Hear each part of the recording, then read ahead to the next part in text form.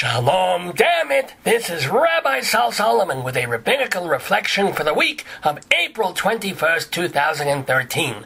What a sad and tragic week it has been. As we all know, the guy who played Lumpy on Leave It to Beaver has died. But beyond that, welcome to the new world order of bombs to the left of us, bombs to the right of us. Following the events of the Boston Marracre, everyone's wringing their hands and their tallises going, what a sick world this is. Violence is taking over. I'm not disagreeing that there are meshuggenah murderers in society, but ask anyone in Europe from the 60s and the 70s what it was like with the Basque Separatists and the IRA and the SLA and the NRBQ. You couldn't walk by a mailbox for fear of the thing exploding. And of course, Israel has lived for decades with bombs going off in restaurants and missiles flying in, special delivery from their neighbors. I dare say it is almost surprising we haven't had more terrorist acts in recent times, which is a credit both to vigilant police work and the high price of pressure cookers at Walmart. It is true that in this age of free information, you can find terrorist cookbooks all over the internet. Take a stick of dynamite, unsalted, add 4 tablespoons of rusty nails, sprinkle with fertilizer, set timer to 3 minutes, walk away, serves 180. Caution, served very hot. Should this kind of information be widely available? Hard to say. You can go on the web, look up how to build and wire a desk lamp, then take the lamp and bash your husband over the head. You can't necessarily blame the messenger. Then again, all too often, the messenger is Al-Qaeda, and unlike a lamp, you can't use a pipe bomb to read by. Watching the events in Boston, how careful we all were all week long not to use the M word, not to blame the religion of peace. When the New York Post all but hanged 2 Saudi nationals who turned out to be 100% innocent, the paper was pilloried, and rightly so.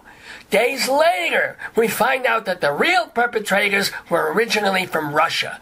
Okay. Not Iran, not Pakistan. Reserve the judgment. And they've been in this country since they were preteens.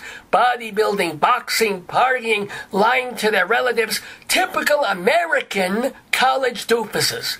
But over the past 2 years, the brothers had a religious experience and discovered what?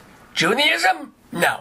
Sufism? No. Zoroastrianism? I don't even know what the hell that is. No, they chose Islam. Surprise! We tried, didn't we, folks?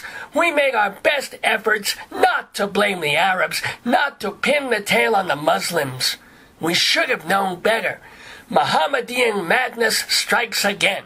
What is it about this fakakta religion? What do these people put in their goat stew that turns young men into homicidal maniacs? Maybe we'll find out soon from this wounded younger brother. Maybe we won't find out until some fellow prisoner at Sing Sing rapes it out of him.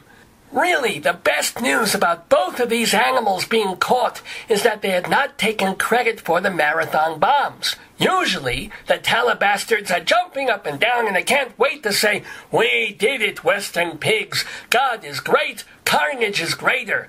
But these Chechen chuckleheads merely strolled away. That is undoubtedly because they planned more damage to do.